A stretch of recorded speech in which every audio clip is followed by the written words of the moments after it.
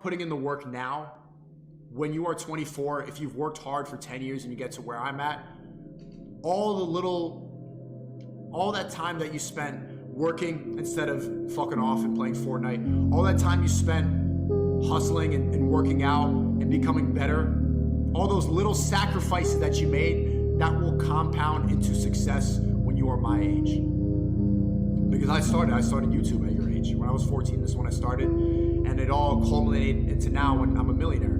If I didn't make all those little sacrifices, if I didn't, rush home after school to make a YouTube video and learn how to edit, if I didn't choose to go and if I chose to, hang out and get drunk instead of going to the gym when I was in high school, maybe my mind wouldn't have been more resilient, or wouldn't have been as resilient, I guess. But it's a compound effect. All those little sacrifices culminate into real success in the future. You're not going to wake up.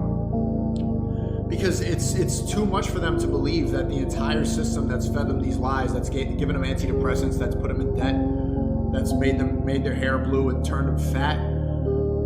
They can't believe that they were lied to, no matter how smart they are. They just don't want to believe that they are in a system that doesn't care about them, that wants to control them and keep them sick so that they rely on Big Pharma, keep them fat so they're always in the hospital, keep them sad so they're always in therapy, keep them in debt so they're always at work. They don't want to believe that. Why would you? Why would you?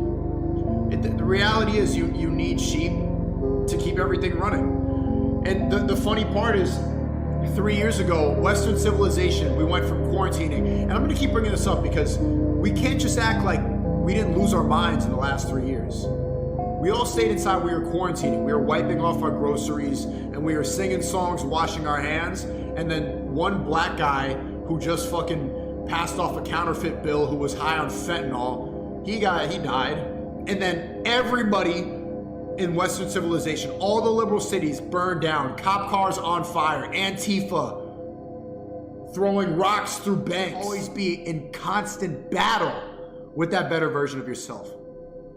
And when you think of that, when you're always in competition with that, not only will you treat everybody else nice, because you're not fighting against anyone else except for yourself now. You're gonna be nice to everyone, because you're not gonna be a dickhead. The perfect version of yourself is nice to everybody that's around, shaking hands, saying hello, is polite. And that's why Andrew and Tristan, everybody who's been around them, everyone's like, they're great people. Everybody who's around Epstein's like, yeah, that guy was a fucking pervert. Yeah, I believe it. That guy looked like a pedophile. Everybody who's been around Andrew and Tristan, great people. That's what happens if you're just battling against yourself. That's how you become the best version of yourself. Iron Mind. Demon Touch, give it another 4 or 5 months and the creativity kit will start producing a shitload of content creators, and we're gonna see them all over YouTube.